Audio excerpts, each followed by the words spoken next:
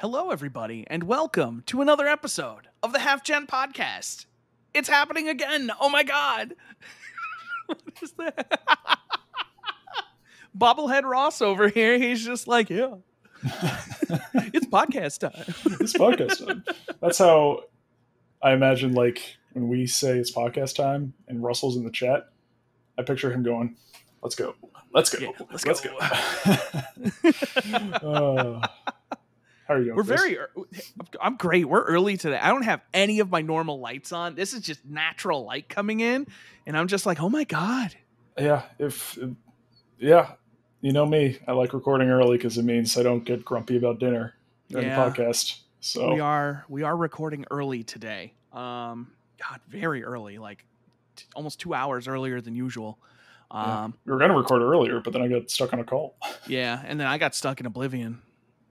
That's fair. I mean, but like, that's a choice. I choose to be stuck there, like it's worth it. Yeah. One brief thing we want to touch on just real quick at the beginning. Notice Nat is not here. Nat has decided to take some time away from the podcast just to work on some other stuff. So he's welcome back anytime. And we will have guests as well in the future. But I think the core cast for right now is just going to be us. And you know what you get when you get just us. Yes. Justice for just us. Yep. You get rambles. And we're toying around with some different maybe segments for the show, kind of change up what we're talking about, that sort of thing. So yeah. But that's kind of the current status. Yeah. So, just to be clear, that is always welcome on this show. There was no this was a decision on his part, and I would just like to say, as I have always said, Nat is one of my favorite people in the world. When I say that at the start of one of these episodes, I mean it, and he is always welcome back on this show anytime he chooses. If Chris says it at the end of the episode, though, he doesn't mean it. It's true. If I say it at the end, that's fake. But if I say it at the beginning, then I mean it. Yep. Notice I haven't said it yet. No, I'm kidding. Yeah, but we just played Divinity with Nat last night. We're all good. Yeah, no, I just not that there's going to be like stream or podcast drama, but then it's drama. Like there it goes. Oh, Nat left the podcast. Oh God, he's making his own gaming podcast called the Full Gen Podcast. Oh God, I'd be down. I'd subscribe. He's just going to talk about how he still hasn't finished Kingdom Hearts. But yeah, we just wanted to get that out up front in case anyone had any questions. So yeah, because like it rather than wait a couple weeks and be like, hey, have you guys noticed he isn't here? Yeah. So God. That's that. Today is also a special day. Today is the 9-year anniversary of my Twitch stream. Hey. So shout out to everybody hanging out in chat today. You're all heroes today in my book. You wonderful, wonderful people who keep coming back every day and every week and every month and for 9 years. I mean, some of these guys have been here for 9 years. You've been streaming almost as long as I have been together with my wife. Yeah. It'd be 10 years next year. Yeah. For streaming. Yeah. But just a quick little shout out to everybody there. As you know, we stream this on Twitch, and half the reason we do it is for you guys, because you guys are great, and because you are, whether you realize it or not, you are part of all of our lives, because you guys are involved when we do this. You guys check out the site, you listen to this show, so why wouldn't we do it for you? Yeah, just a couple of longtime shout outs. Shout out to Jem for being the most experienced Final Fantasy 14 player of all time. Shout outs for being a guest on the podcast. Right? Yeah. He's Will. That's Will. Yeah. A longtime friend of the site as well. Shout out to the meme god Russell. He's been relatively recent, but a very welcome addition to the chat. And shout out to Uranium, who I will strive to continue to disappoint in every imaginable way. So yeah, lifelong friends. Yes. The friends you make on Twitch. It's the friends you make along the way. They're real. Yep. But yeah, well, congratulations on 9 years, my friend. Oh, thank you very much. I wasn't reaching for congrats, but thank you. No, you're welcome. I just wanted to be clear. Yeah, it's. If I don't say it at the start of the show, then I don't mean it, you know. So, want to get that out of the way. Perfect. He says he expects nothing less, sir. Of course. We will continue to tease Lost Odyssey until we're all dead. Yeah, well, you're teasing me too, because I also would like to play that. Yes. So you're also not being fair to me, and okay. I don't appreciate that. Oh, well, good. Now I didn't realize I was getting double the fun. He's reading his script. I don't have a script. I'm reading chat. Chat is right here, so that's where I'm looking. I'm looking at the bottom of the chat window on my other monitor. I'm bad because like I want to look at the camera, but I always end up looking at myself or looking at you. Yep, same here. So I feel like that's everybody. I always feel like, man, am I bad at this? And then I see other people do video podcasts. I'm like, no, it's not just me. Yeah, during that video I recorded that I believe still has not gone live yet, that I recorded by myself, I made a conscious effort to look at the camera a lot during that to try and make eye contact, but it was unnatural. Yeah, I mean, like, that's the thing is, like, if you're focused on something else, you know, I think it's important to stay focused on what you're focused on. Like right now, I'm looking at me. This is me. I'm just, that's me right there. And I would move my camera over to be more, but like the monitor widens, and so I can't really put my camera there. I really need to get a new camera. I've been really thinking about, because this one kind of like every once in a while it'll just pop off and just be like, nope, disconnected. Yeah, I see people with like, I see some streamers and like YouTubers like crystal clear video. They are using DLSR cameras. DSLR. DSLR? Is it DSLR? Live fact check. Hold up. I don't know. I might have said it wrong. It is DSLR. Yes. Is that what I said? You said DLSR, and I got confused. I said DSLR. And I confused myself. Gotcha. I meant to say DSLR. Okay. Well, there we go. Yep. Regardless. But yeah, what they're doing is they're doing that, and then they've got like the Elgato Cam Link, and then they're hooking that up to their PC. Halo Knight does that. John. Yeah. Okay. He does that now. And I always tell him, because it puts a little box on his head, and I'm like, you're being targeted. I'm like, somebody's locked on. They've got you in their sights. Thanks, Soldier 76.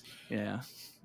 I've thought about that, but it's just way too much money. It's way too much money for like where I'm at. Like for this purpose, this is all I need is a webcam. You know, I'm streaming and doing stuff. You know, if I'm making, you know, thousands of dollars, you know, even like a year, if I'm making, you know, a grand or two off of this, then that's one thing. But like, I've spent more money on streaming than I probably spent on my car to a certain extent, you know? And it's like the same thing, like, you know, for HalfGen, we don't make money. We run exactly one ad for HalfGen, and it's at the start of the podcast. We run one ad for Anchor, and they still haven't paid us. Wait, why are we still doing it? I need to talk to them because we still haven't gotten paid. Why? The money is there. I see the money, but do you? They haven't paid us yet. And I got. Then you don't see the money. So I don't know what it was, because at first I linked the accounts. I think it's because I'm trying not to spend money. I don't have like, you know, HalfGen doesn't have its own bank account or anything, you know, because like that's just fees waiting to happen. We don't make any money.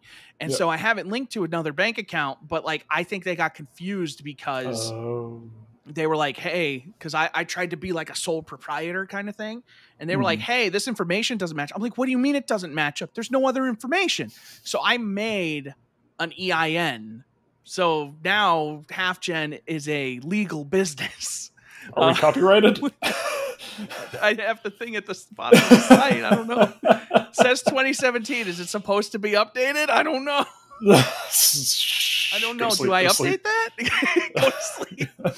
So like HalfGen has like its own business identifier now. So we're technically a business. So I updated all that info, and they were like, cool. you're good. And I'm like, okay, but why haven't you paid me? So now I got to like talk to them because, you know, I'm like, hey, because I was going to split that 3 ways and I'll probably still do it. You know, I was going to split that 3 ways kind of between me, you, and Nat and just be like, hey, you know, here's for all our hard work. And I will still do that. But like, it's not going to be a lot, but it's going to be something. But yeah, we don't make any money. We don't make money. This site does not make money. No. We have spent hundreds and hundreds of dollars operating this site, and we have not made any money yet. Broke by broke. We ain't got it. We run exactly one ad, and just because it's a podcast ad, and we can run it at the start of the episode, and because you can technically skip it. That's why I put it at the start, because you can technically skip it, and they don't like it when they're at the end. I have to. It's because it's fake when it's at the end. If it's at the end, it's not real. Yeah.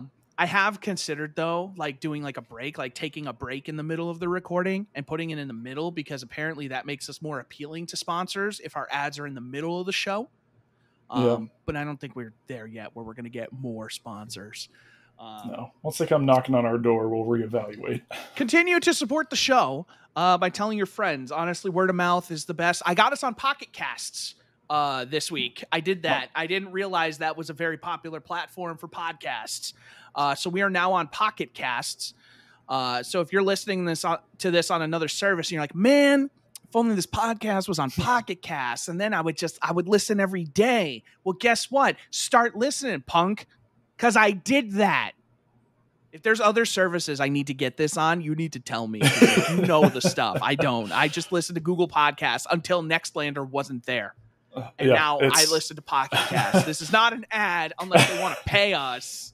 Yeah, Pocket Cast, my preferred podcast. No, not until money changes. No, okay, no.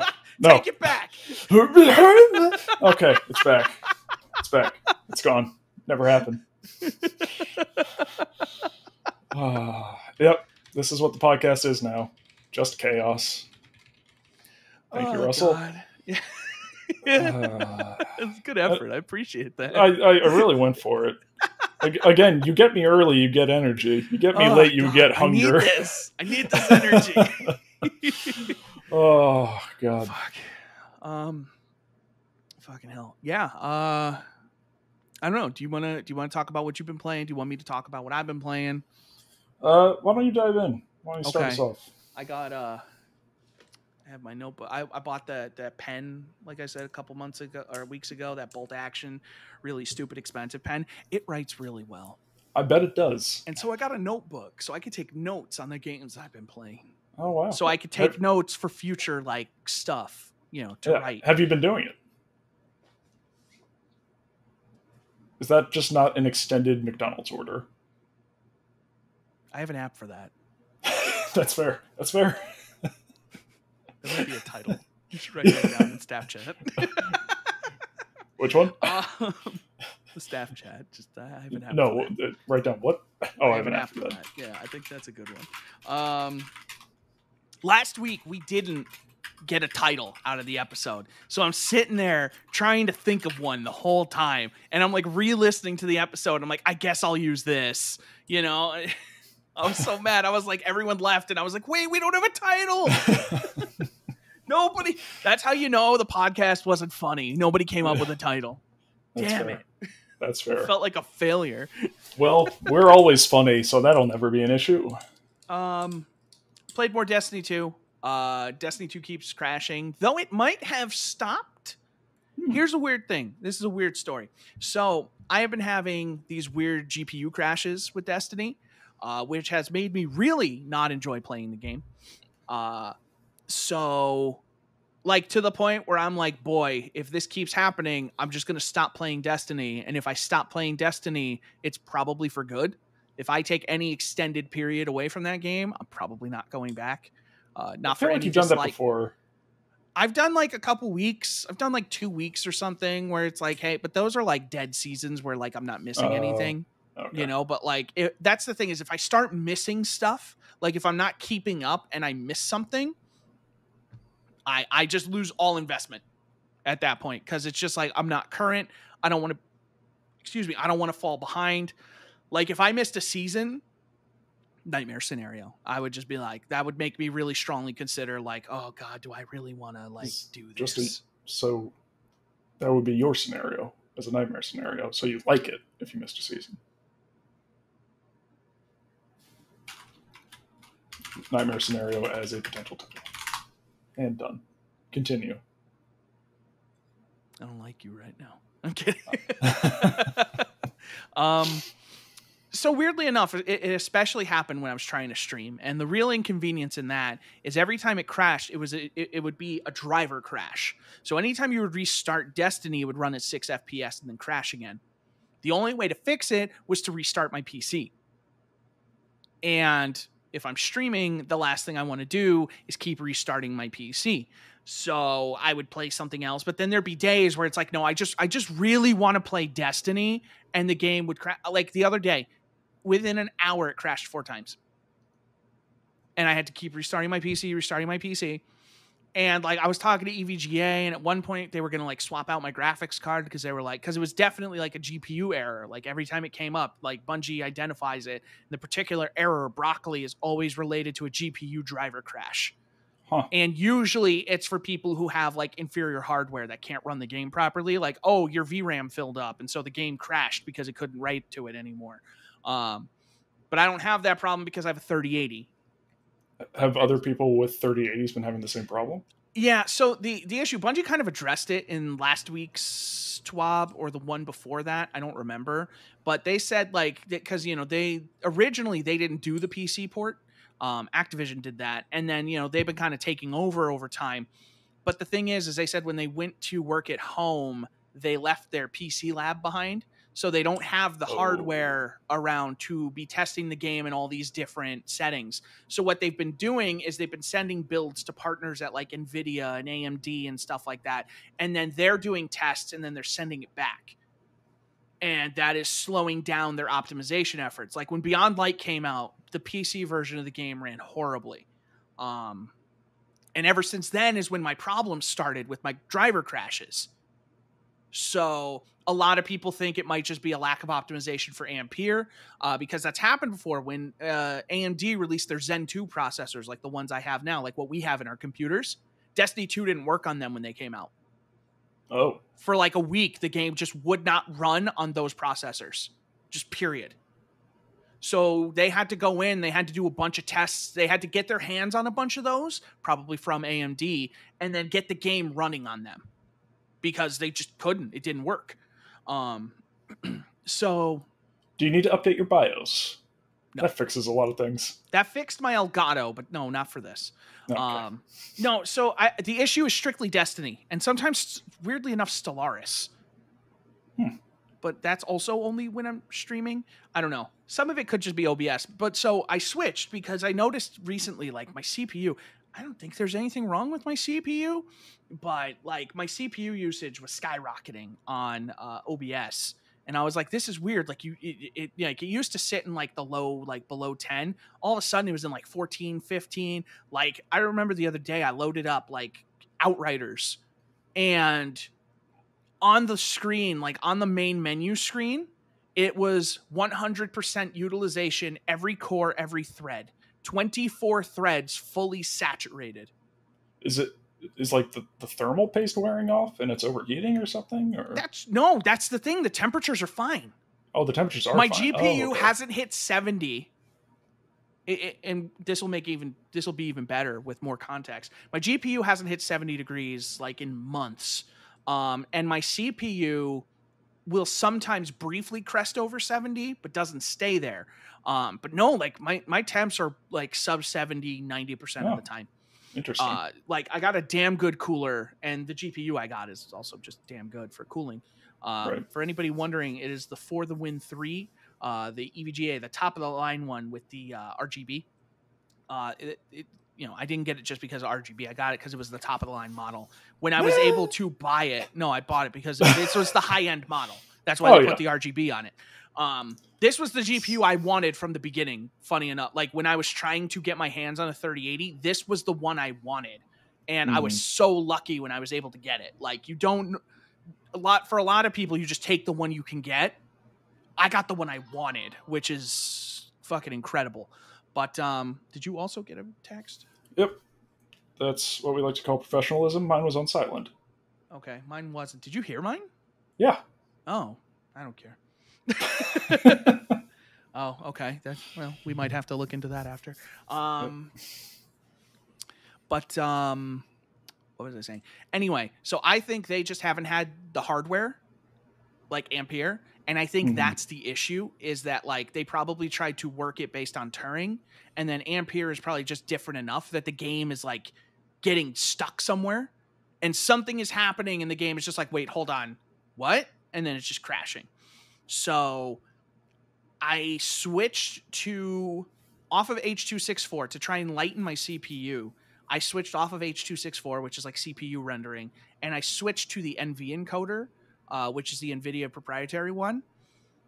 And since then, my frame rate in games have been better. Like while streaming, my GPU has still not gone over 70 degrees. And the other day I was testing it.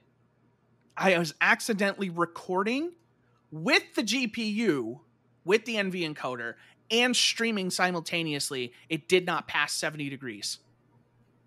So for anybody out there who's like, yeah, I have a GPU and I want to start streaming, if you've got like a Turing or a Ampere card, the 2000 or 3000 series, NV encoder is legit and you should use it. I was able to turn up my resolution. I went from, because I play on ultra wide, so you got to downsample that, and that has its own kind of struggles for that because you're pushing more pixels by default. I was streaming in H.264 at 720p. Now I'm streaming at 900p again, which is nice. So I get a little quality boost for nothing really. Like I haven't had any frame loss as a result. No like additional heat or anything like that. So it's been great. Nice. This card is a wonder, and anybody lucky enough to get their hands on one, you are truly, truly lucky, because they're great. But that I have not had a crash while streaming Destiny since that switch. Good. So that has been promising. Now, all of my crashes happened a lot, even when I wasn't streaming, so we'll see what happens. But I'm wondering if maybe that has something somewhere impacting it. But yeah, so Destiny's been crashing, but there's been I'm mostly talking about Destiny because the new story stuff came out yesterday. Their weekly story is still coming. We are still getting progress. Saint 14 has finally come around. He called them Elixni for the first time. He has finally put aside his prejudices. Like he had the talk where he was just like, the houses of today are not the houses from yesterday. He's like, I can't judge them based on what they did. He's like, if we don't learn to see each other for what we are now, then we'll just keep being monsters. And I was just like, wow, this is great. Because like Saint 14 could not have hated the Fallen more. And for him to come around and be like, no, I'm not like that anymore. And to call them Elixni is like a really like kind of shining moment where it's like, oh my God. And now Lakshmi 2 is the only enemy. And soon we're going to put her down. That's just what's going to happen. We're counting down the seconds. Mithrax like talked to the people of the city and he was just like, hey, like we're here to help. And like, that's all we're here for. We're not here to do anything like what you think we are. And then like Ikora was helping him. And it was a cool thing. I really like what they're doing. That story continues to be like exceptionally good with how they're doing it. Sorry, I got to give a quick shout out to my boy Fables. Word on the street is we've been here for 9 years. Fables is an OG. I got to give him a shout out. What's up, my man? I love you. But yeah, so that's been great. Fables actually, we can relate this. Fables, also known as I don't remember what name you were going, if you were using your Fabian name or your Dante name on Those Gaming Nerds, but he's a Those Gaming Nerds alumni, as many of us on this site were. So you might have read his work if you have been with us for a long time. So you know who he is, you just don't know his name on stream, and he was Fables. But He's a former alumni, so he is also friend of the site. Yeah, and if you want to go check out his work, Those Gaming Nerds is still up. It's still up. He said he was not going to renew it, but it's still there. Yep, So still he must there. have forgot. Oh, there's my review of rigs for PSVR. Look at that. I think, what was the last thing? 2016 was the last year for that. So I don't think we put anything up in 2017. Because we went to HalfGen after that. Yeah, it looks like that rigs review was the latest thing, and that was October 24th, 2016. That sounds about right, because it was around then that Mark offered me the site, and then I talked to you, and we decided to make HalfGen. Right. We've told this story probably a dozen times at this point, but yep, got a PS4 Pro that weekend too. Yeah, that's where the name came from and everything. It was great. Yep. That was us just sitting in the car. What do we call it? We don't want something with game in the name. And then I just put out a stupid idea, and he was like, I don't hate that. And then by the time we left Best Buy, he was like, I like that. Yeah. And it's never surpassed. I like that. Yeah, no, but like, I don't think it's a bad name at all. No, and it lends itself well. I think HalfGen podcast sounds good. It gives us some fun to have with stuff like Anagen, and we can do whatever the hell we want with it. It's true. But should have worked Gen into the short-lived book club. Well, we tried that, but that was HalfGen Book Club. I think was the title we ended up believing was the best one. It was far more formal than anything else. But listen, we had the name the Jennies for. Yeah, we had that before for Those Gaming Nerds, but it was so much better with HalfGen. The HalfGennies, it's just so much better. We made the name so much better without even trying. Yep, just worked out. Just worked out that way. But yeah, that's all I'm going to say on Destiny 2. I have not been putting the time into it like I normally do. I've really been trying to play other stuff as much as I can because I don't want to get really behind. What the heck is going on with this? Oh, that top is coming loose. Okay. I don't want to get behind on games, so I've been doing my damnedest to keep up. And so I've been playing a lot of other stuff. I've actually put a lot of time into Outriders this past week. Friend of the site, Halo Knight, a.k.a. John. You hear us talking about him a lot.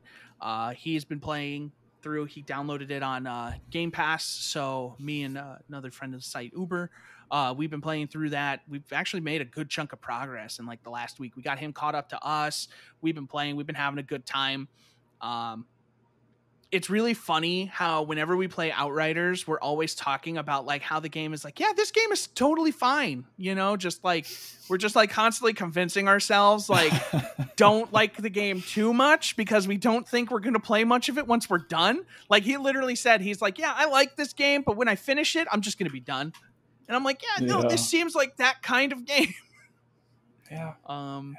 Which is better than what I originally thought it was going to be, but at the same time, a little disappointing because it's he kept comparing it to Anthem, and I think it's not a bad comparison, except that I like Anthem's gameplay loop better than I did Outriders or than I do Outriders.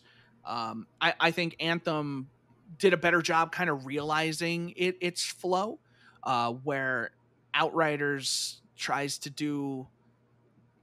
It's really Gears of War, but it tries really hard not to be Gears of War. And that's one of kind of its biggest weakness is how much it really tries not to embrace that with its powers and how you regenerate health. It was really funny though, because they'd be in the back line dying and I would just be charging in a big group of people and I'd just be killing them. And so I would just keep rushing in, killing a bunch of guys, and John would be like, "Where's Chris?" "Oh, he's just in the big group of guys up there." And I'm like, "Hell yeah!" I really like how the mod system for that. I really like how you can tailor your build to the abilities you want to use. I've stuck with the same abilities because I've been really satisfied with how they're kind of working together.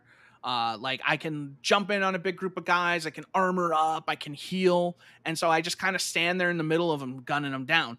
I got my first like really like unique type item, like my gold item, the other day. It was like this shotgun, and it came with like some really cool perks, and it's like one of those weapons that I'm gonna keep forever because like I'll be able to upgrade it later. Like it's the highest rarity. It's a gun that like when I reach max level, I'm going to upgrade it to max level. Like I'm gonna take time upgrading that. It's my first tier 3 mod, so that's cool. It like when I hit enemies, it'll like track to other enemies and share their damage and stuff, which is really cool. So yeah, I've been playing and enjoying that a lot, and it's increasingly looking like I'm going to be finishing Outriders, which is really nice. Well, if you want to hear more about Outriders' potential future, check out How Can Square Enix Shine at E3 2021, an article that I posted today that I forgot to promote on all the socials. Go enjoy. I did it. I already did it. You're a brother. I took care of it, man. I already put it up. So go read it. I mentioned Outriders in there. Yeah, along with some ridiculous things. I wasn't even thinking about Outriders, and then like you thought of it, I was like, oh yeah. And then you made the very good point of like, hopefully alongside more improvements, and I'm like, yeah. Hopefully, that game could use a Forsaken. Yes. And hopefully not to be Forsaken. God damn it.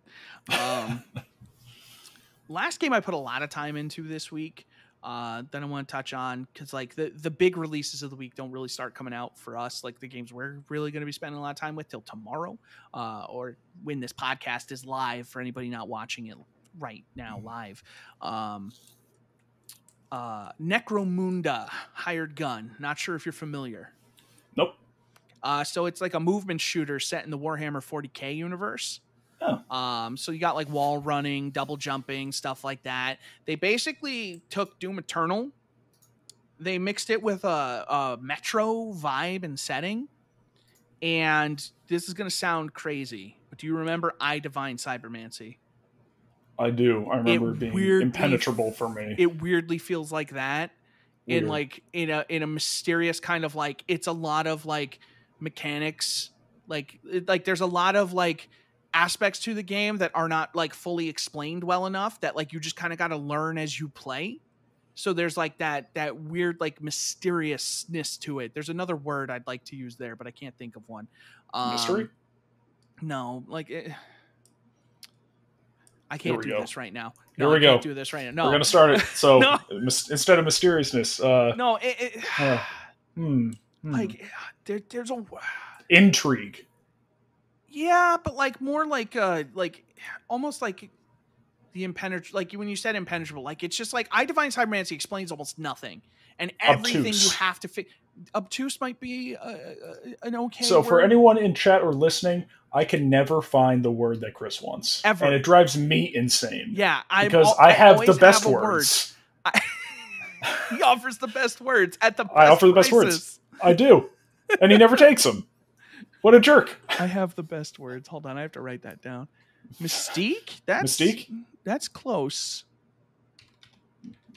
From X-Men? It's so impenetrable, mysterious, obtuse. Like mysterious isn't the word, but it's just like cryptic. Cryptic isn't bad. It's still not the word. Bad. No, it's still not the word. Still not the word. I quit. I told you not to do that.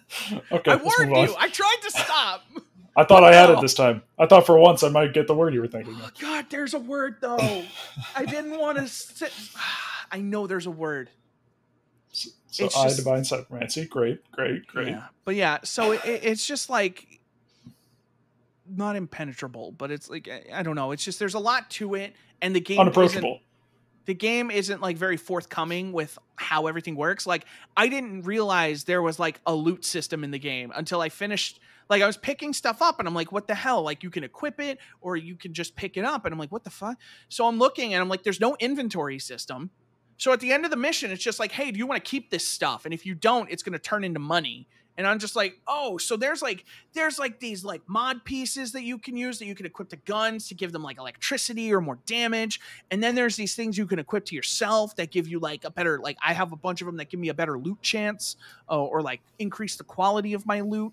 And you can equip like multiple pages of these things. You can have like loadouts. So you can pick like a bunch of different guns and you can be like, okay, I want this gun, this gun, this gun, this gun, this gun. And then like you have like a weapon wheel, but like you can get a bunch. And the way it kind of feels like Metro is like the setting is incredible. Like I was fighting in like this industrial plant and they're just making like these big like metal bars, but you just see like the whole like string of metal coming into the cutter and like they're just cutting off segments and like you could just see it like almost like molten metal just like coming through. And it was like what? Like the conveyor belts in Too Human. Yeah, but like it was just like this really satisfying. It's almost like you're watching Discovery and it's like how it's made and you just expect the guy.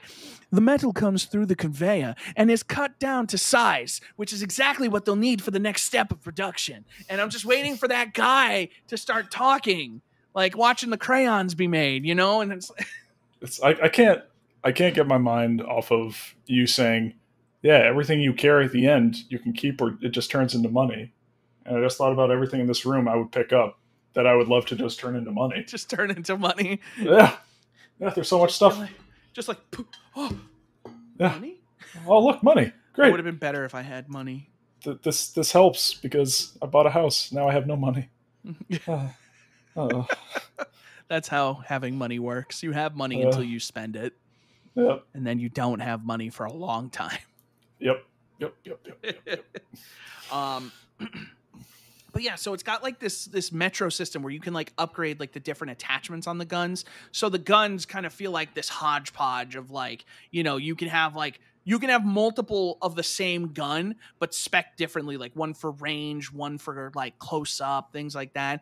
And I only say Metro because it's already got that vibe to it. Like you're going around like this hub area and you're like talking to these, like the one dude who like sells like attachments for the guns. He's just like this skull and he's got like these tendrils and he's just like floating around like he's got his head and he's just going around like this and he's just like, what have you brought for me today? And all the while his other like one hand has like a saw in it or something and the other one's like another head and he's just like, hello, what do you have for me? And I'm just like, you are creepy but really cool. I like you a lot.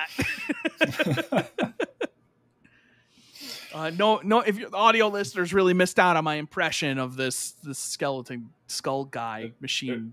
It's Warhammer, and that's the thing, is because in Warhammer, like you look at that thing and you're like, oh my god, who thinks? And then you're like, right, we're in Warhammer. This is just this is just a Tuesday for them. Yeah. In case anyone's wondering, crazy shit, and then it's just like, no, this is Warhammer. There are skull squid monsters just selling me parts for my gun. Yeah, in case the audio listeners are wondering what the motion was, it's a mix of Scarlet Witch, Doctor Strange, and Ralph Macchio from The Karate Kid doing wax on, wax off. It's really the trio. I might be describing a tech priest, according to Russell. I'll take Russell's word for it. Yes, I'll take Russell for 50. Okay. But yeah, so there's so much to this game, and it's so weird. But like, you start a level, and like I'm in this crazy like train tunnel, and the lighting is incredible. And like this game, like it has some performance hiccups, but it's got like DLSS, so like you can get some really good performance out of it. But it just looks incredible. There's like weird shit going on. Like at one point I hear these people struggling and I hear a gunshot and I hear this lady falling through like this tube. She's like, and then all of a sudden she comes out and you just see her screaming, ah! She hits a metal thing and dies. Just blood everywhere. She just hits like this platform. She stops screaming. Her body falls, but you just see this big blood stain on it. I was like, oh God, that's cool. It's like R-rated Willy Wonka and the Chocolate Factory. Yeah, you know, it's just going down the pipe instead of going up. Yeah, so R-rated Willy Wonka and the Chocolate Factory. That's just Snowpiercer. Dude, I love Snowpiercer. Did you ever hear the theory that that's a sequel to Willy Wonka and the Chocolate Factory? I have not. So that's cool. Tangent time. The basic summary. So like they're basically saying that the guy who's in charge of that train is Charlie. That's awesome. And that the people who are working for him are the people he competed against for the chocolate factory. And so there was a disaster, and they're like, because of his crazy technology, he's the only person who can make something like that. And so, like, it's Veruca and all them. They're all there, just grown up. Wow. There's a video on YouTube. It's like 20 or 30 minutes. I watched the whole thing, and I was like, oh, my God. That's awesome. Because I love the Snowpiercer movie. I've heard the TV series with Daveed Diggs as the main character, who played Thomas Jefferson and... Thomas Jefferson and Marquis de Lafayette in Hamilton. I've heard the show is actually really good too, but I've only ever seen the movie with Chris Evans. I've heard the show, and like the whole thing with like the kids, he's trying to find a new heir to replace him, like Willy Wonka did with him. Brilliant, and it's amazing. I love stuff like this. It's amazing. And I've never like been more I wasn't interested at all in Snowpiercer, and then I watched this movie and I was like, I need to fucking watch Snowpiercer. Yeah. I love Willy Wonka. Yeah.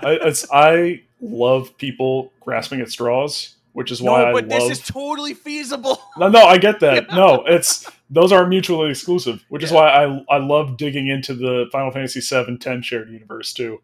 I love all that stuff. I love that kind of stuff. Anyway. Oh God, yeah. So tangent over, but like, yeah, I knew you would get it once I just told you like the gist of it. Yeah. But yeah, so like, Necromunda is such a fucking crazy game because it's such a like sloppy game in so many ways. This is a game made, pardon me, by the people who made Space Hulk Deathwing, which I don't know if you ever played it, but it was awful. And then they made an enhanced edition, and it was still awful. Even though they said they fixed stuff, I played it. It's terrible. And so when they announced this game, everybody's like, "Oh, this is so cool!" And then they were like, from the creators of Space Hulk Deathwing, and everybody's like, "Oh no, don't put that at the beginning." Well, no, I don't remember where they showed it, but I saw because it that somewhere. Makes it real. If you put it at the end, then it's a joke. And so they were releasing it as this $40 game, and I'm like, this is totally a B game. And I was like, you know what? I'm going to buy it on Steam. If I don't like it in 2 hours, I'll refund it. I played 3 hours. It's called Truth in Advertising. Perfect. Fair enough. Like, this game feels janky. The voice acting is like kind of shit. The story is like completely forgettable. Like, I'm kind of already at the point. I'm still really early, but I'm just kind of like skipping through dialogue a little bit. Like I'm reading it, but like they take so long to deliver it sometimes that I'm like, okay, all right, cool. And then I go and do stuff. I'm like, I have no fucking clue what I'm doing. And I read all the things, so they didn't really tell me. I just know I'm going somewhere to get something. I know it's important, but I don't know why. And now I'm on this train, and this train is fucking massive. And I'm like in the underbelly of the train. I'm on top of the train. I'm fighting these big dudes. And I'm going to find this guy who like is supposed to know where like these silver talons are. And I'm talking to this dude. My character's talking to him. She's like, where are they? Tell me. And he's just like, you're really dense, aren't you? And he's like opening this door. He's like, we got to get out of here. The game let me just assassinate him. So I walked up behind him and I did the thing. And I just do a fucking like Doom Eternal like finisher to him. And I left, and then the guy's like, did you find him? And she's like, yeah, he was worthless. Like, the game let me kill the guy that I was going to save. It was an option. Like, it wasn't like a dialogue thing. I was looking, and I was standing over the thing, and it just comes up. I don't know if it's supposed to happen. Here's the thing. I don't know if I was supposed to do it. But when I was looking at, like, the little thing he opened, it kept coming up. And like, if I was standing in the exact right spot, it would let me finish him. So I did it and I just stabbed him in the throat. And I was like, this is incredible. That was when I knew I loved this game. That was the moment where I was like, yo, this game is good. Oh, God damn it.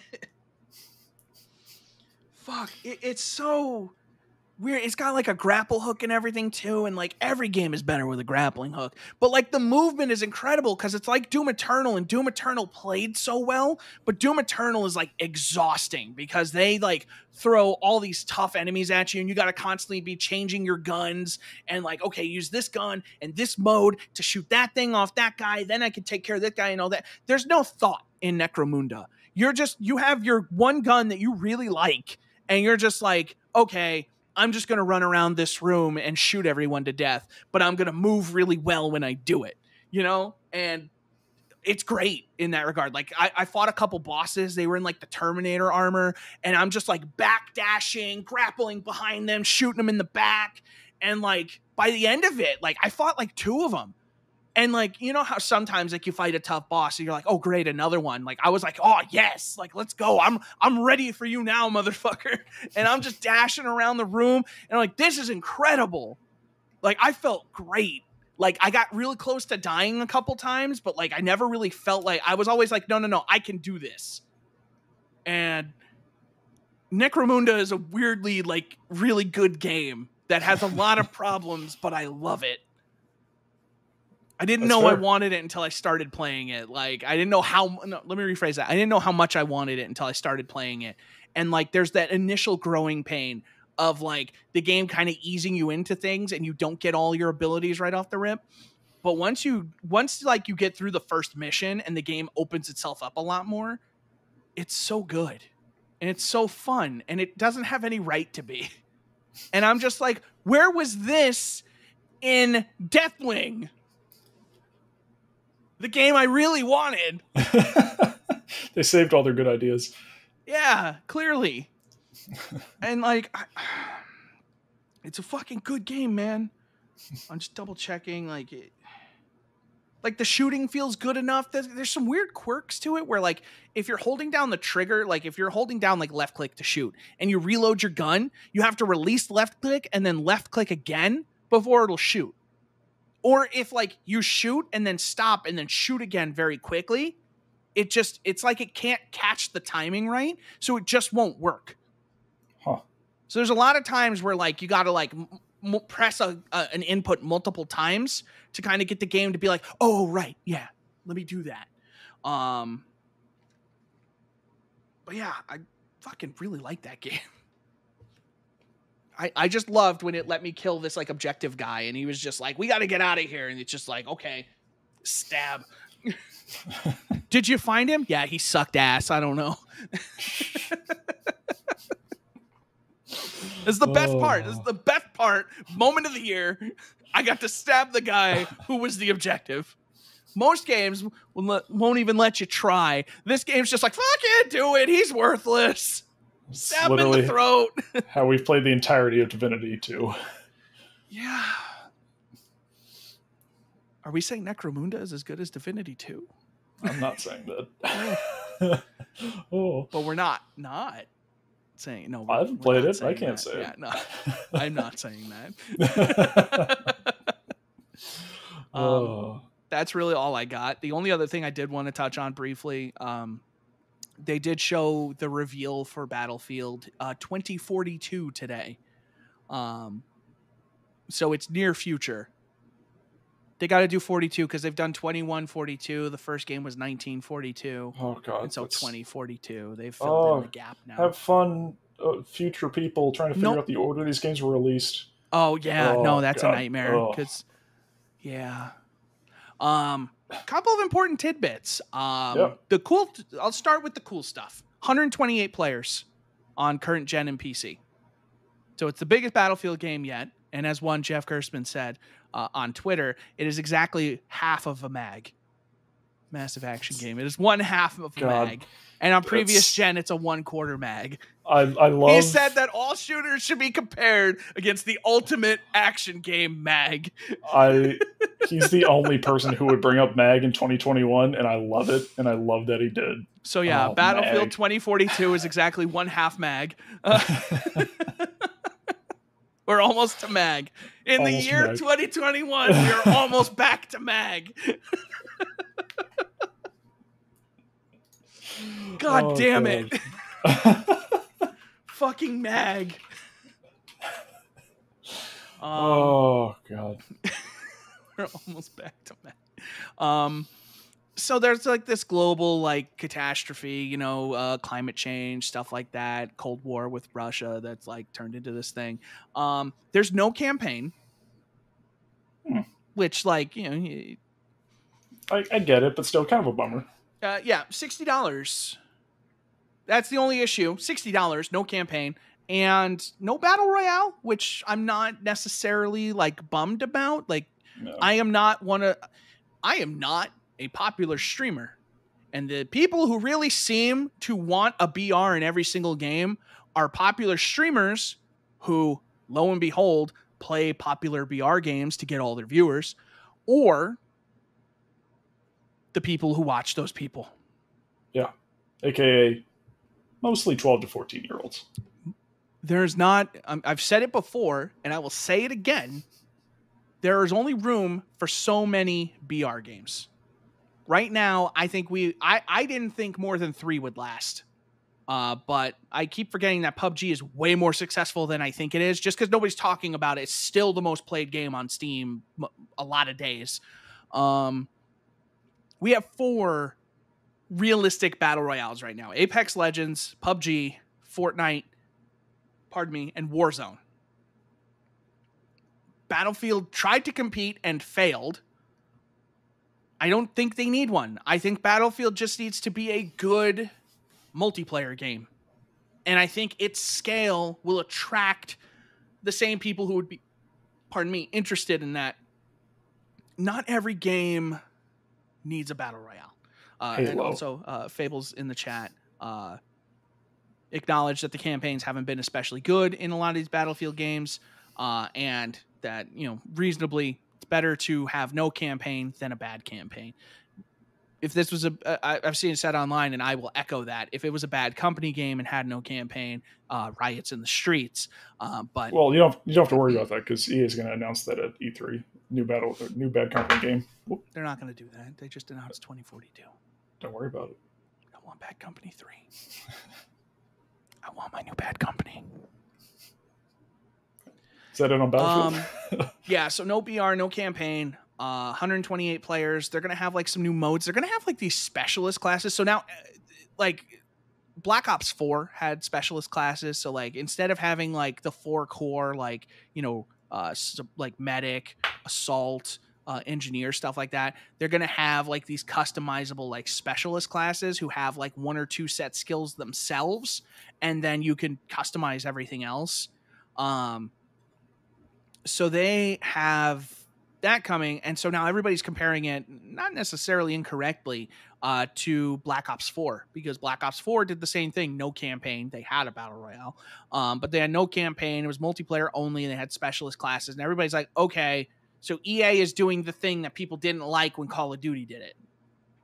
And now that's the concern of like, okay, you're doing everything, you just have bigger scale. So you just have to hope that like Battlefield's, charm makes up for that. Like, even in the trailer was almost nothing, because there was like one segment that looked like gameplay, but it's just a bunch of dudes running through a street. There was like some crazy storm that happened, like some electric tornado, like straight out of Storm Divers or something.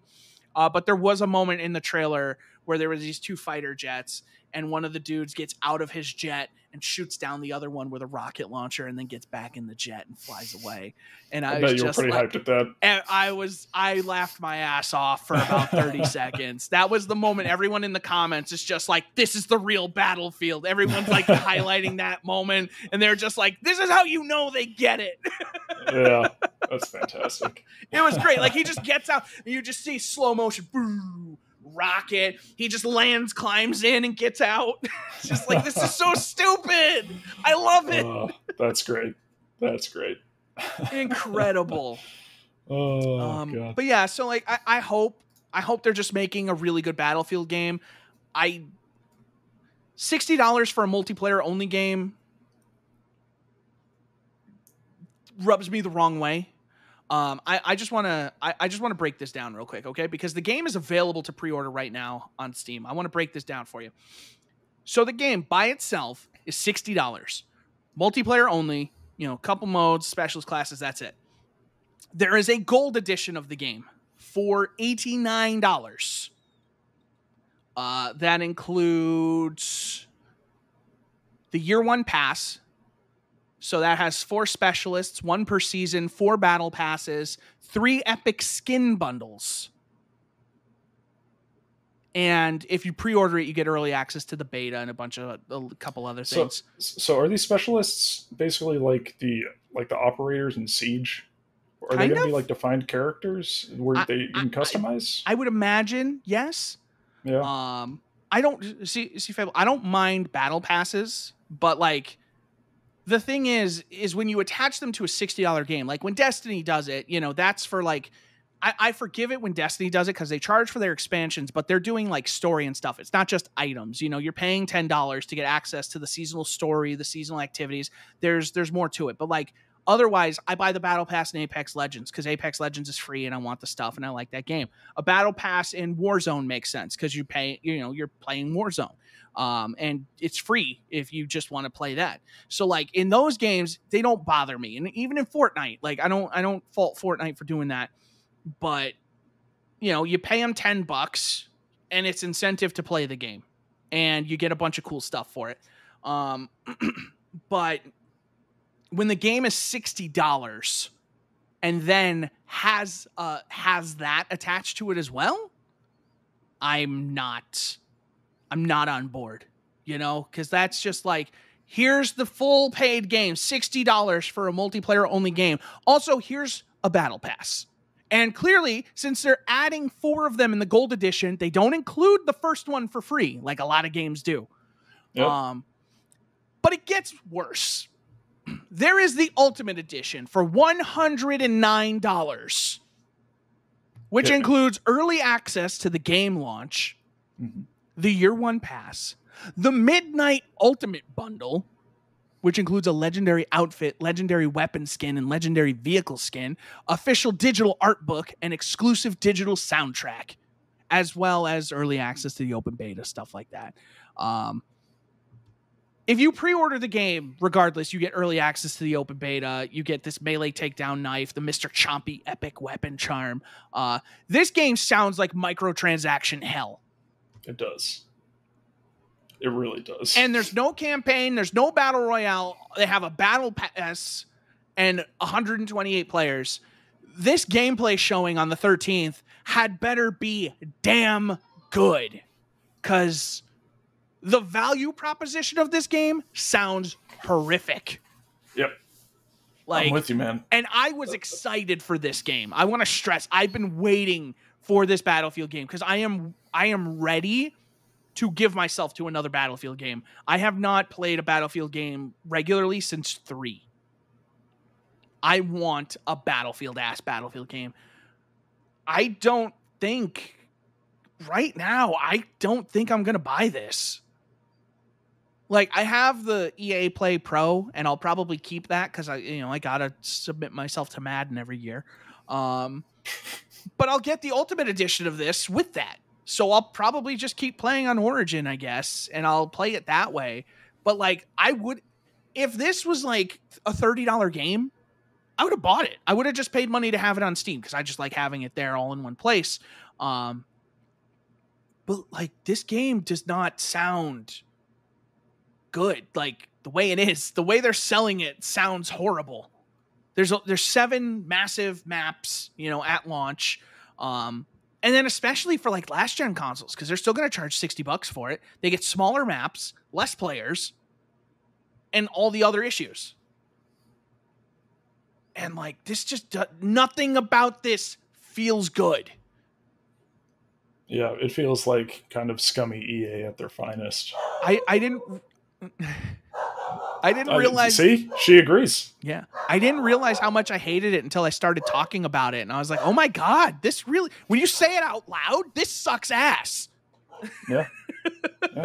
Bark, bark, indeed. Bark, bark, indeed. But like, no, this should not be a $60 game. I think EA is making a huge mistake, and they're setting themselves up for failure.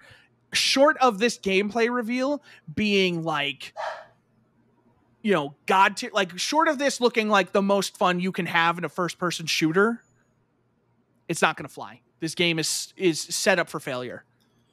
Yep. Yep, I wasn't going to buy it anyway, so that just makes it even easier for me.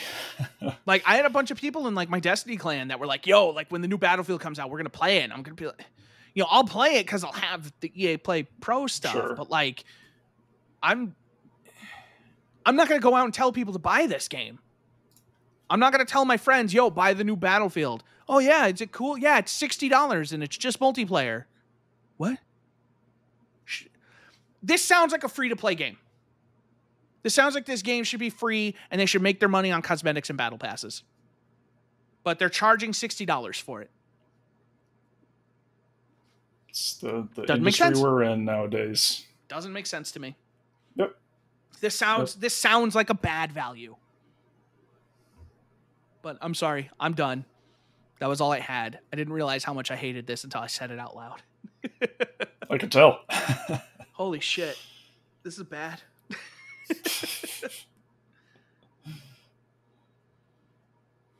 It's poopy, according to Fables.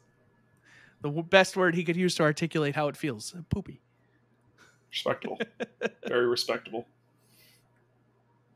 Yeah, and that's the thing. Uranium said everyone thinks just because it's just multiplayer that it's going to be better because it's the only focus.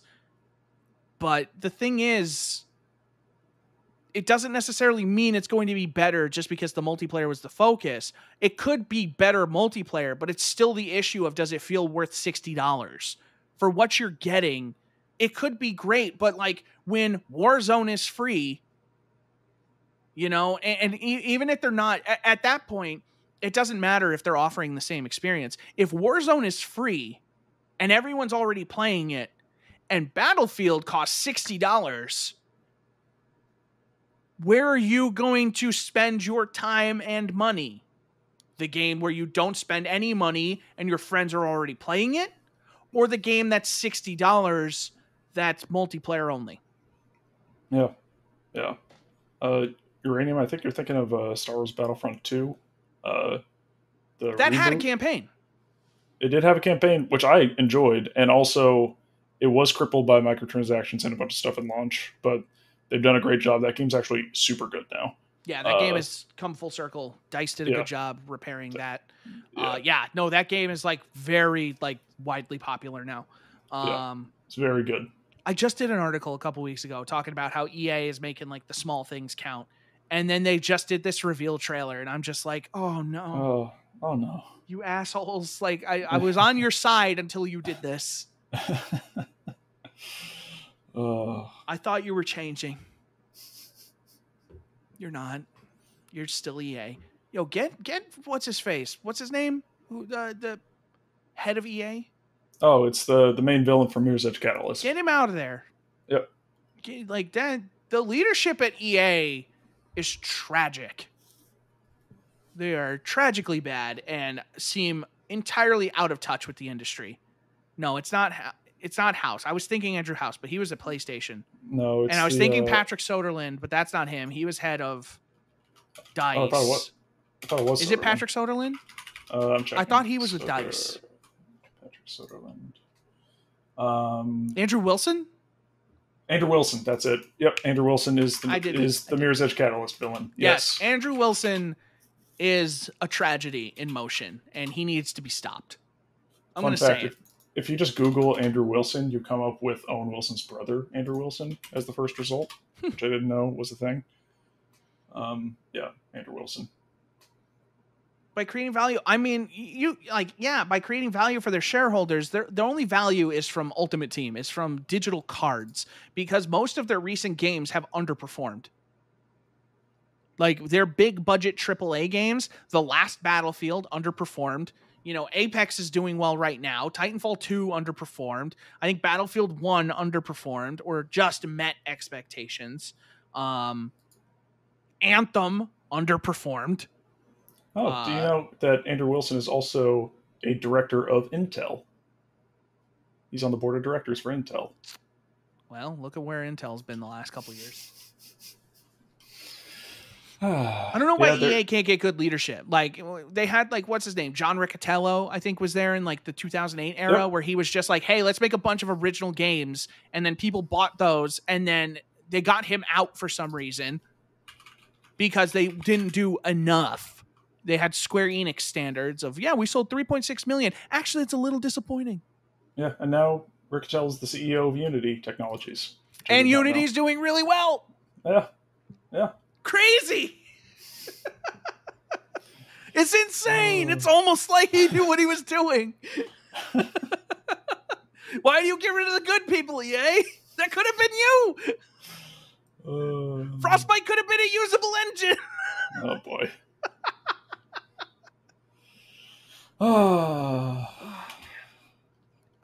I really hope this game is good, but I just don't see the $60. I'm sorry. I'm not going to keep harping on this. I just feel like we're going in circles at this point. I know. No, I agree. I agree. What have you been playing, Ross? I know you said you had a lot. Yeah, it feels weird going back to it, but here we go. I know, I'm sorry. How dare you? Tangents. Yeah, I've been playing a lot of stuff. Put some more time into MLB The Show 21 with my career mode as a pitcher for the Royals. That's definitely, I think, going to still end up being the most hours I put into a game in 2021, potentially. Or if not, it's going to be shockingly high. That game's fun. And again, thanks, Game Pass. We played Divinity last night. Hell yeah, we did. I'm going to be honest with you about Divinity. Okay. I have fun when we play Divinity. I'm kind of bored of Divinity. Like, I'm going to finish it with you guys, but I'm going to be completely transparent. On the second monitor, I was playing Griftlands in the downtime. Because I was just like, it's fun. But I think it's really your role in the team has unfortunately, like, if we're not talking to somebody, you're kind of just standing around a lot. Yeah, it's like talking to someone or just jump in battle. Those are like the two times. I don't like exploring a ton. Like, I like leaving that to you guys. I just don't find the world particularly interesting. Fair enough. But yeah, so while we were playing that, also while I was blind, it really limited the amount of stuff I could do. Well, you're not blind anymore, at least. Thank God. Yeah, thank you. But yeah, so Griftlands came out in 1.0 this year after being in early access or like whatever for a year and a half or more. So I was playing that on the Epic Games Store, and man, that game is fun. If you like Slay the Spire, like I did, which may have been my game of the year in 2019, my personal game of the year. That sounds right. I can look it up for you real quick. If you're not familiar with it, it is a deck-based roguelike that has two separate systems in the game. So it's actually pretty story-driven, but there's 3 different characters to play as. You only start off with one and unlock the other 2. I just unlocked the second one. They have different cards. They play differently. But there's the normal... You take on quests. You can get into battles like normal, beat stuff up, or there's a negotiation system in the game, which is similar to the physical battle system, but you have special negotiation cards and a negotiation deck where basically they're cards and you're trying to take down the other person's argument, their core argument, which has like a set amount of hit points, and then there are sub-arguments that come up and have different effects.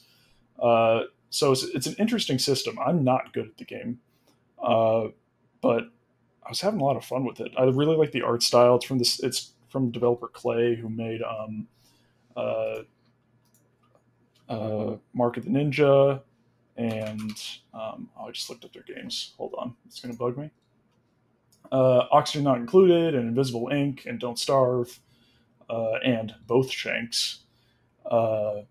So yeah, Griftlands is super fun if you like kind of deck-based games with actually like pretty decent stories. Like there's voice acting in the way that like there's voice acting in The Sims, where it's not the actual language, it's just like a quick sound clip of them making a sound. But there's enough systems in that game to where I see myself kind of going back for a while, and it'll probably end up being in the conversation for my top 10 at the end of the year. But yeah, I haven't put a ton of time in, but it's having a lot of fun with that. Put more time. Quick interlude. Slay the Spire was your game of the year of 2019. As it deserved to be. That game is phenomenal. What else? Put more time into Final Fantasy IV on PSP. Hit a brick wall like I do in any JRPG before the PS2 era, really, to where I make it through the majority of the game perfectly fine, and then I hit an area and it's like, oh no, my characters have like 1500 HP and just normal random encounters are dealing like 600 damage apiece. That's a problem. Oh yeah, that was especially egregious in the older ones because that was kind of to pad it out a little bit towards the end. Mm-hmm. They would just hit you with like, everything here is stronger, better grind. Yeah, so I've been grinding, and I actually am doing like a side quest to get the ultimate weapons for each of the characters, which has been fun because there's a specific boss for each one. You still get your party, but yeah, that's fun. It's still Final Fantasy IV on the PSP has the most beautiful sprite work out of any game I've ever played.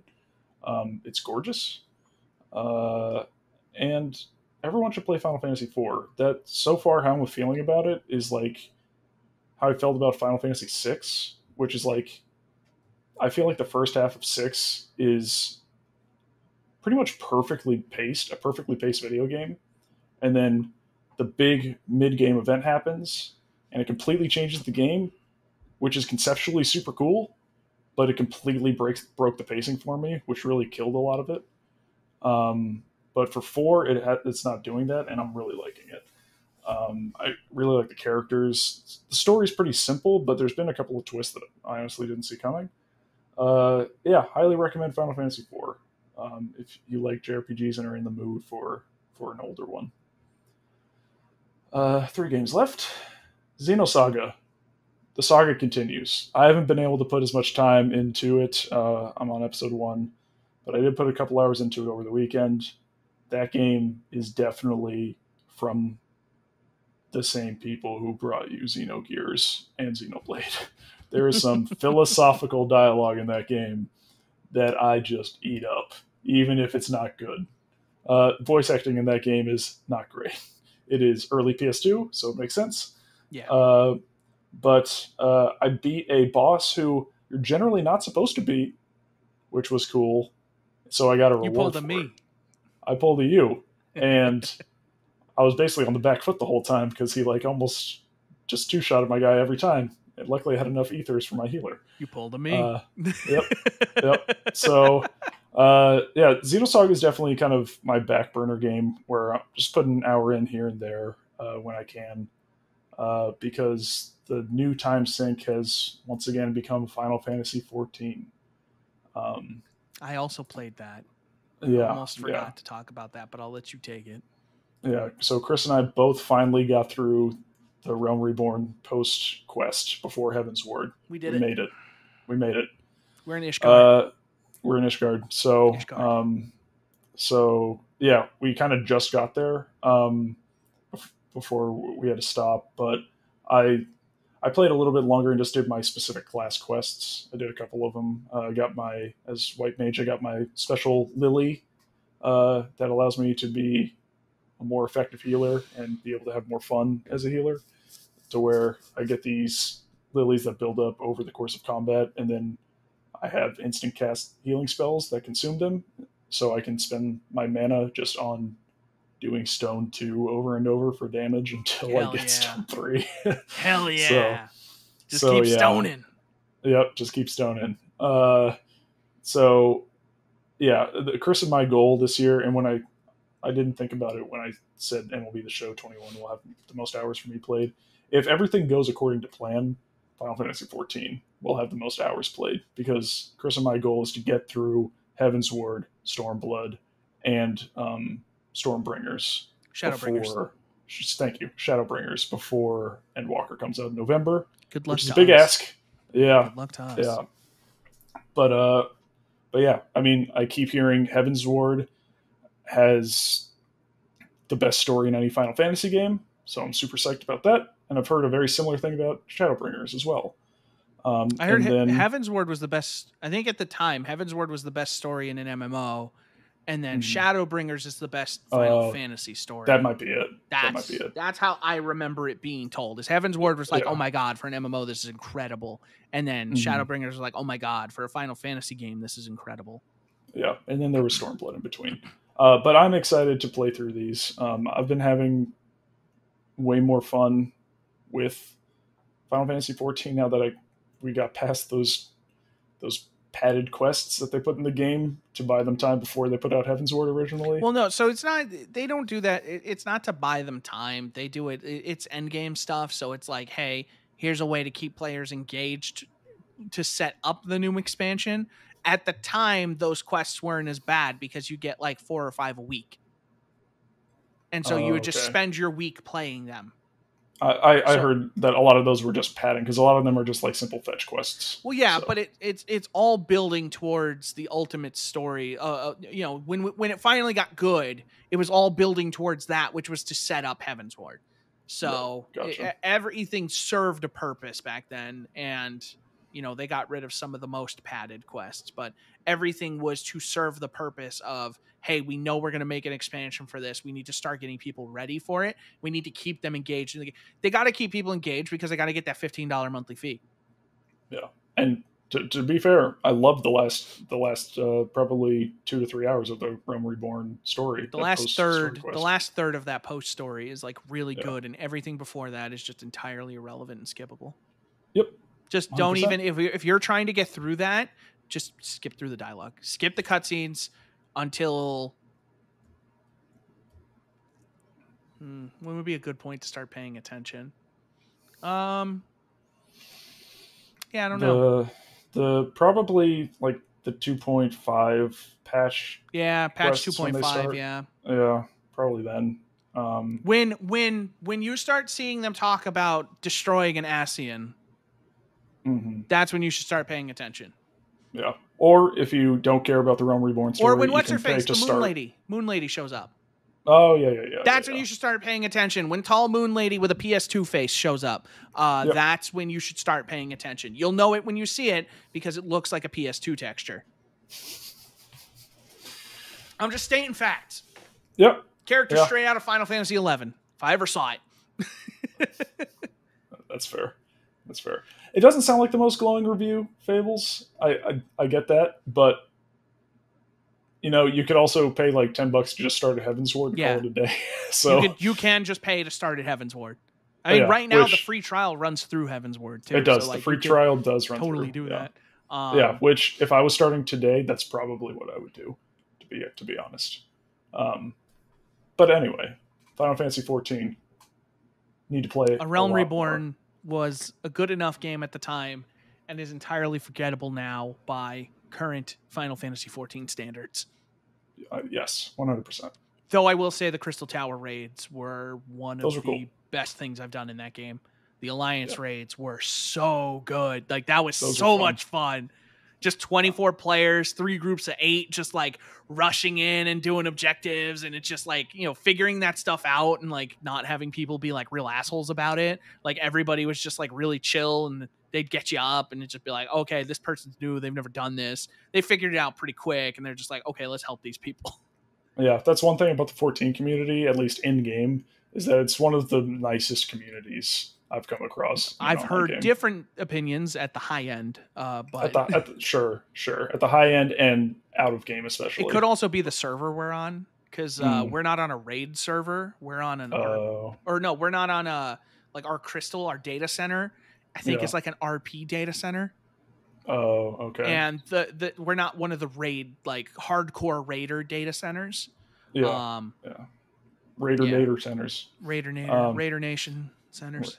But yeah, they're like anytime I'm in new content, like in a raid or even just like a duty as part of the duty finder, I'll type like, this is my first time, just so you know, and people are super nice. Yeah. It's like the most terrifying part is, which I haven't done yet, which I want to do because the next like class I want to rank up in terms of the groupings of healer, tank, and DPS is tank, and tanks have the most kind of responsibility in those things. So, and just so you know too, Ross, people always figure out that you're new. Oh, yeah. 2 ways. One, you will watch the cutscenes, and Yep. 2, it will say a player in your group has Yep. not completed this yet, and they're going to Yep. figure out right away that it's you because you watched Yeah. the cutscene. Yeah. And they're going to be Also- like, "That's the new guy." Yeah. Also, in one of those alliance raids, which I found out about, white mages have a very useful skill to help new players, which is return, where you basically target an ally and bring them to you. So, like, one of the DPS was like standing in the way of a big attack, and the white mage kept pulling him back out of the way of the attack. And the white mage is like, "Why do you think I keep doing this to you? Please don't stand there." And he was like, "Oh, sorry," which was great. I didn't know Which was that. great. Yeah, white mages have that That's skill. pretty great. Yeah. So yeah, I'm really enjoying Final Fantasy 14 again, which I'm really super excited about. to get into the new content Yeah. on that. Like, I want Me to, too. like, not everything has been new so far, but like, I want to Yeah. see like the real new stuff, you know? Yeah, I like. God, I wish my job gave me more vacation time, because I would love to just take even just like 2 or 3 days and just like go hard on Final Fantasy 14 and just like do a ton of stuff. But I don't get very many vacation days, which is a bummer. And when you have family who doesn't live locally, you have to use most of those for holidays, which also is a bummer. I had to have a talk with my manager because I used my vacation time. I was supposed to get 2 weeks, but the way they do it at work is they give you time based on the hours you work in a week. So instead of giving you like 80 hours and that's 2 weeks, they'll give you like 70 something because you only work like an average of like 35, 36 hours a week. So I put in my time for 7-hour days. My manager's like, "Yeah, you have to put eight hours. I have to fix that." And I was like, "But I don't work 8 hours a day." And she's like, "Well, what do you mean?" I was like, "When I come in for a shift," I'm like, and plus I take hour lunches. So I work a half hour less than most people anyway. I'm like, none of my shifts are really 8 hours. And I'm like, I don't work 40-hour weeks. And she's like, "You know what? You're right." And I was like, I was like, when they hired me, they're like 2 weeks. I'm like, I just want my 2 weeks. I don't care about the hours. You can give me 4 hours a day. I don't care. I just want the days. And she was like, "Okay, no, you're right." She's like, "I didn't think about it that way. Yeah, you can do it. That's fine. I'll approve it." Because like HR might come down and be like, "Why'd you approve 7 hours?" And now she's going to be like, "Because he doesn't work 8 hours a week, or he doesn't work 8 hours a day." Right. I'm like, yes. Like, I'm looking right at it on her screen because she's looking at it. My last week's time card was like 36 hours. I just wanted to be like, "Look, I don't work 40 hours a week. Like, 7 hours is what I reasonably work." Oh yeah. So I won that battle. So I got my 2 weeks, baby. Fight for every day. I know, man. They will take everything from you. I genuinely wish Final Fantasy 14 would have been around when we were in high school and had all the time in the world. If we had the money but didn't have the jobs. Yep. If our parents agreed to pay for it. Yep. It would have been the South Park episode for WoW. It would have been amazing because that's just all we would have done. Instead of playing Vegas, we would have been playing Final Fantasy 14. I would have loved it. I would have. Oh, God, I wish. Honestly, you probably still would have been playing Destiny too. Yeah. Because you would have had the time to put into it. We would be playing Destiny and Final Fantasy 14, whatever's newer at the time. Yeah. What a world. God, what a different reality. Oh, if only HalfGen would pay the bills, then we could do it all the time. It's true. Let's start a Patreon. Yeah, so the two people who still, I don't even want to say. Anyway, why can't we I'm kidding. as I was talking about Final Fantasy, I remembered that I left out the prediction in my Square Enix article that I wanted to happen the most. Final Fantasy Warriors? That's a very close second. It's like a 1B. It's like a 1B. 1B. Because I did include that. The more I think about that, the more I want it. Right? Oh my God. It's perfect. Until you put it into words, I didn't know. And then like you just talked about Yep. the perfect game, and I was just like, oh my God. Yes. Just see a cloud, just like dun dun dun dun dun dun dun dun dun, just slashing. This is how Cloud plays in that game. Yep. I don't know what this arm is doing. Yeah, I don't know either. But it's just like how Dissidia was so cool because it brought all the characters together and you could play as any of them. But like I don't like fighting games. Yeah, So no. um, I loved. anyway, I didn't like the new one though, but I loved the first two. They were so. I Good. picked up the PS4 one for like $5, I don't and like I don't it. I don't like the 3-on-3. It Yeah, really no, I bothers don't me. like anything about how that game plays. Yeah, Unfortunately, the first two yeah. though. Oh I yeah, still remember PS3. I having love them. epic battles with Tony, him being, Squall, and me being Cloud, and just being like, him being like, Final Fantasy VIII is better. I'm like, no, fuck you, Omni Slash. That one but HP comeback. my number one prediction that I want to happen that I forgot to put in the article. Oh, you didn't put it in there. Okay. Yeah, I did not put it in there. Was a version of it was canceled recently. It was a mobile reboot of it, but I would love a mobile remake of it. I would love, as someone who wants to play through all the Final Fantasy games, would love a remake of Final Fantasy XI. I would play it. The community around that game that's still there, like, are still playing it all these years later. They're still updating the game. Like, they put in the trust system in that game, so you don't have to have players. You can have AI companions to help you get through most of the content in that game, which they brought back for Shadowbringers for dungeons, where you can have like Alpha Node and like Thancred and stuff assist you in like duties, so you don't have to matchmake all the time. Thancred's alive. Thanks, Ross. I saw it in a video review. Okay, it's okay. Minfilia is alive too. Fuck you. Yeah. I'm kidding. I only know that because Will told me that she has a new voice actress in Heavevsward, and so I saw her at the end, and I'm like, oh, she's not dead. Yep. I'm like, no, she's alive. But yeah, I would love a remake of Final Fantasy XI. Like, that game is an example of one that, from what I understand, has just gotten better over time, and one that I would love to not have such an archaic system to get to play it. Because like, you have the Square Enix login and launcher and all of the BS that Square Enix does to make games harder than they need to be a lot of the time. And like, it was like designed for a controller because it was released on PS2 originally. Well, it was released PC. PS2 and PC.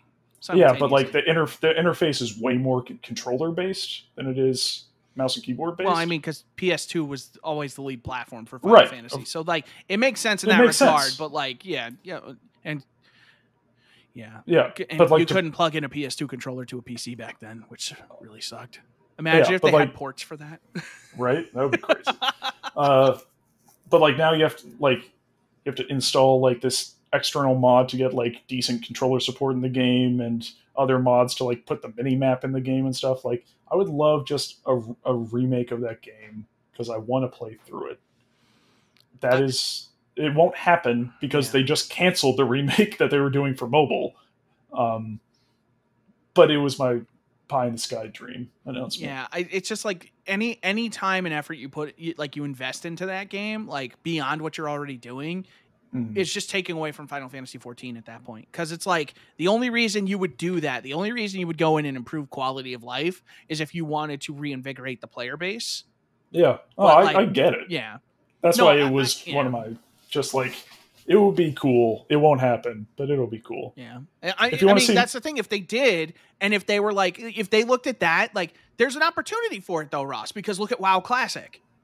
Yeah, like, if they just included it in the subscription for Final Fantasy 14 and said, look, we've improved Final Fantasy 11, you can go and play that now, and we've updated it to run more like 14. Yeah. Suddenly it works. Yeah, like, I was basically the exact same end result. I was going to say, just make it free to play, and just kind of refresh it and make it more modern and free to play. But yeah, that's what I would like. Think they would do it. I think they would do it like the WoW Classic way, where it would just be like included with the subscription, because then at least they can shave a little money off of that and just be like, look, I agree. You know, I agree. You still have to be subscribed, fuckers, you know? Yeah. Uranium in the chat. I'm waiting for FF9 to get the FF7 treatment. Not going to happen. No, I put Final Fantasy 6 to get that in my article because I feel like 6 is arguably the best game in the franchise. But if you when you see my JRPGs that I've beaten tier list of just me, that doesn't hold true. So it changes on a day-to-day basis, apparently, of what I think is my favorite Final Fantasy game. If I were Square, and like if I was looking at like post Final Fantasy VII Remake, realistically, if I were to do games, they would go in order as follows. Okay. Here we go. Yep. 8. Because 8 came right after 7, came right after the peak of the franchise's popularity. But it's so divisive. Yep. But it's so divisive. I feel like I know, they wouldn't but go straight into 8. No. But that's exactly why they would do 8, because they could fix it. They could take 8 because they know that 8 is good and popular in spite of all of its intricacies and stuff like that, and its confounding nature. You would do 8 in this order. This is like the tier list: 8, 6, 4, 10, 9. I don't think 10 needs it, to be honest. I think they would do 10 before they did 9. I think 9 did really well for them, but I don't think they have any intention on going back and doing anything with it. I think 8 is divisive enough that they could salvage something from that. 8 would get people talking. Then I think 6 and 4. And then honestly, I think they would remake 10 after that if they did, if they kept going down that route. I think they would do 10 because at that point you've already done 7 and 8, and you don't go back to that well at that point. Interesting. I would be willing to swap 6 and 8. You know, like gun to my head, I might say 6, but like 6 and 8 would be the two they would look at first, and 4 would also be an option to modernize that story because it is so well regarded. I just feel like they could look at 8 as an opportunity to kind of be like, no, this game was good. You people were wrong, and we're going to prove it. And again, it's a lot of people who played Final Fantasy VII also played Final Fantasy VIII. That's the thing, is like they go together. The audience from 7 is going to jump to 8, just like they did in the PS1. That's why I think that would be the one, because instead of going back to 6, you know, because a lot of people who started like me, my first Final Fantasy was 7, you know, and so that's my generation of Final Fantasy. It makes sense for that target audience to go to 8, not go back to 6. Maybe.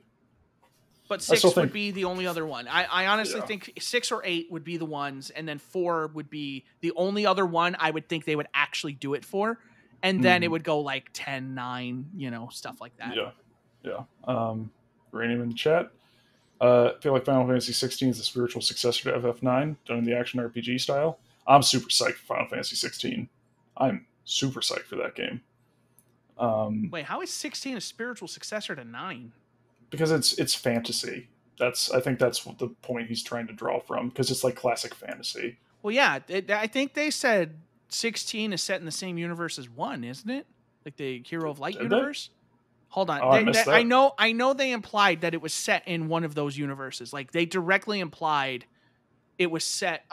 I could be wrong. Maybe I'm confusing that other one. Hold on. Hey, you'll make me more excited if it's part. We saw what happened with Snowpiercer earlier. I love shared universes. Let's see. Also okay, no, it's its own fantasy world, I think. Okay. Squall is in Kingdom Hearts a bunch, and Tidus is not that bad. Just his laugh is bad. Oh my god! It's just that 30-second cutscene that everyone cites for the entirety of the game, of saying that the game has bad voice acting. It's 30 seconds that people latch onto, and I get it. So, for what it's worth, I was incorrect, and I was confusing Final Fantasy Origins with 16 for a second. But it is set in a fantasy thing, but I don't think it's set in any existing Final Fantasy universe. That makes sense. You said Final Fantasy Origins is set in the one. That was universe? The rumor. It's going to be set in the Final Fantasy 1, like the Hero of Light universe. Oh, I forgot. That still hasn't been officially announced yet, has it? Yeah. In my mind, it has been. Which one is in the... Sandwich asks, which one's in the Garfield Kart universe? Well, it's a tough thing, technically, all of them, but also none of them. It really depends on your source, where you're drawing the source material from. Yeah. And then it's really just Hatsune Miku. It's all Hatsune Miku. Anyway, I'm super excited for Final Fantasy 16. Yeah. I agree. Anyway, last game I've been playing. Yeah, 14 team. Yoshi P. Get on it. I'm all for it. Yeah, and then last game I've been playing. So I've had a really bad last month and a half at work. Like it's just been really beating me down. So Nextlander was just launched with former Giant Bomb staff Alex Navarro, Vinny Caravella, and Brett Shoemaker, and they've been putting up VODs of their kind of their first couple streams on YouTube. And I watched the day one, and I think it was Brad playing Power Wash Simulator, and it looked chill. So I bought that game today and played Power Wash Simulator, and it helped me to chill out. I'm glad. That game is very therapeutic, and I highly recommend it. It's in early access. I don't know what they could possibly add. It's perfect already. HalfGen says it's already perfect. Yep, put it on the box. Put it on the Steam page. Yeah, but that's it. It's if you need to feel zen and wash some stuff, Power Wash Simulator is the way to go. But that's all I've been playing. There you go. Yeah. Teardown is pretty therapeutic too. I've heard that. But like it gets stressful at the end. Like Teardown's therapeutic till it's not. I don't know. I don't know if did we plan on talking about like we weren't doing like a segment or anything this week, right? No, this week was kind of just I feel like really just talking about what we've been playing and then kind of leading up to all of the big E3 stuff this coming week. Oh my God, E3 is starting. So it's going to be, that podcast is going to be, oh, wait a sec. Did something happen? We might need to, hold on.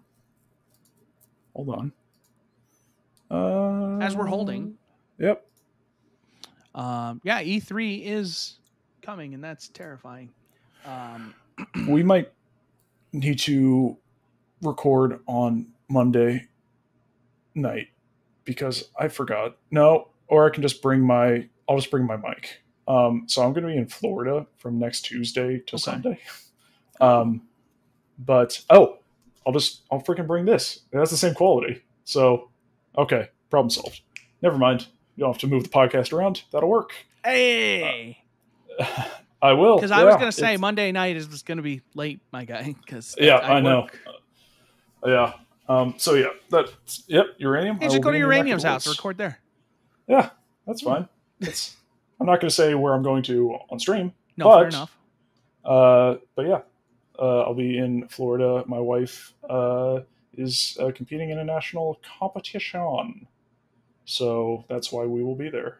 E3 indeed, John. E3 indeed, my friend. So yeah, kind of like we said at the top of the show, this was just kind of it's a Chris and Ross show, so it's just kind of tangent-y and talking about stuff in shared universes, which we regularly cover. But yeah, we're thinking about maybe having some segments in the show, maybe talking about old games we like, old games, a segment or something like, this is an old game that you need to play, and direct it at the other person and just chat about it. I don't know. It's kind of up in the air. Chris and I can talk about anything forever. So, yeah. I could still be talking about Battlefield 2042 if you let me. It's true. I'd still be ranting. I just stop him. Yeah. Well, I stopped myself. Yeah. I knew what I was doing. I appreciate that. I had it under control. But yeah, if you want to join us, we will. I'm sure, Chris. I don't know how around you'll be for some of these presentations. I will be home. No, so I'm here tomorrow. I'm gonna be out of state Saturday, but I will be here Sunday. You'll be okay. Cool. So we can get a lot of it done on Sunday. Sweet. Okay, yeah, because Saturday, just for the chat's sake, I'll run down the E3 schedule. Saturday, June 12th, is Ubisoft at 3 p.m. Eastern and Gearbox at 5 p.m. Eastern. Sunday, June 13th, you have the the Microsoft Showcase at 1 p.m. Eastern, Xbox and Bethesda Showcase at 1 p.m. Eastern, which I'm very much looking forward to. Yes. Followed by another one I'm very much looking forward to, Square Enix Presents, which starts at 3:15 p.m. Eastern. I'm so happy it's on a weekend and not during the workday. So we'll be watching that live. And Yep, right maybe here on twitch.tv/nightmarecv. I was thinking we might be able to do it in a way where we can do like the video on Discord, like what we used to, and Yeah. I can just try and overlay that, like the video in that in a way, so that way we can just record that. Oh, that'd So be we cool. could have like the video on top of it.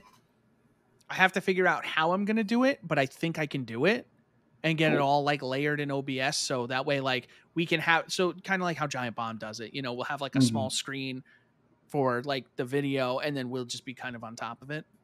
I'm down. I think we can make that work. Isn't Friday tomorrow, or tomorrow as of when this goes up? Isn't that Summer Game Fest, or is that Thursday?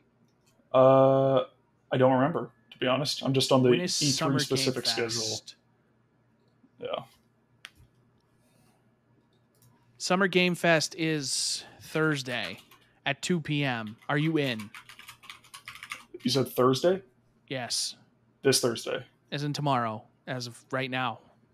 I am hoping I will be home by that point. I have to run around to a couple properties, but fingers crossed. If I am, yes. Because that's the Jeff Keighley jam. Yep. The competitor. But chat, yeah, just so you know, we are an official co-stream partner. So if you want that Jeff Keighley mask in Among Us, you're gonna get that tomorrow by watching. Yep. So kind of a big deal. Be there or not be Jeff Keighley. Let's see. To round out Sunday at 5:30 Eastern is the PC Gaming Show and Future Game Show. Then starting Monday, 5:30 p.m. is Capcom. 1:15 p.m. I don't know why they put it out of order. Is Take-Two. And then Tuesday, June 15th, is another big one. Nintendo Direct at noon Eastern. Followed by Bandai Namco at 5:25 specific time p.m. Eastern. And then the finishing off with a bang, E3, EA Play Live is Thursday, July 22nd, which is after E3 ends, but it's happening then. So, which is... They're showing Battlefield at the Microsoft event. Oh, fantastic. That's where we'll see more of that. Well, yeah. So if you're going to be around for any of the conferences, feel free to join us in watching them. We generally starting have with Summer Game Fest. We generally have fun reactions that are, I know I'm saying this at the end, but it's true, are 100% genuine when we see things. I hope I'm actually home. I have a dentist appointment tomorrow morning at 11:45. I hope I'll be home for 2. It might be tight, or you might miss the beginning of it, but or you could be in and out. Oh well. Oh no, it's going to be an extended appointment. Okay, then yeah, you might miss the beginning. I might miss the beginning.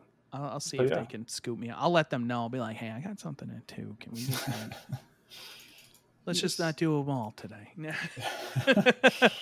But yeah, I think that's it. Do you have anything else? No. Keep an eye on the site. We're doing a couple more. I think we need to make a decision now. Yep. Are we going to do Ubisoft and Capcom, or are we just going to leave it at the big 3 and Square? I think we leave it at the big 3 and Square. Okay, fair enough. Because I don't care enough to write about Capcom, and to be honest, I don't really care enough to write about Ubisoft either. Fair enough. Yep. Yeah. So last E3 article should be going up tomorrow for Sony. Sorry, big stretch. I've been sitting down all day. Summer Game Fest tomorrow. We will be streaming that. I will do my best to be here on time for it. I'll see. I'll figure it out. I'll make it work. But yeah, we should be good to go. Thank you guys as always for listening. Remember, best way you can show your support is tell your friends about us and spread the word. Let them know that HalfGen's still out here. 4 years later, still trucking along and putting out this show for you every week. We want to put out the best show we can. If you have an Amazon Prime account, use your free Twitch sub to subscribe here. Twitch.tv/nightmarecv. Most of what that money goes into is mostly site stuff. So honestly, yeah. Yeah, so it helps the site. That money pretty much goes exclusively toward site stuff. That's how I paid for the Elgato. Yep.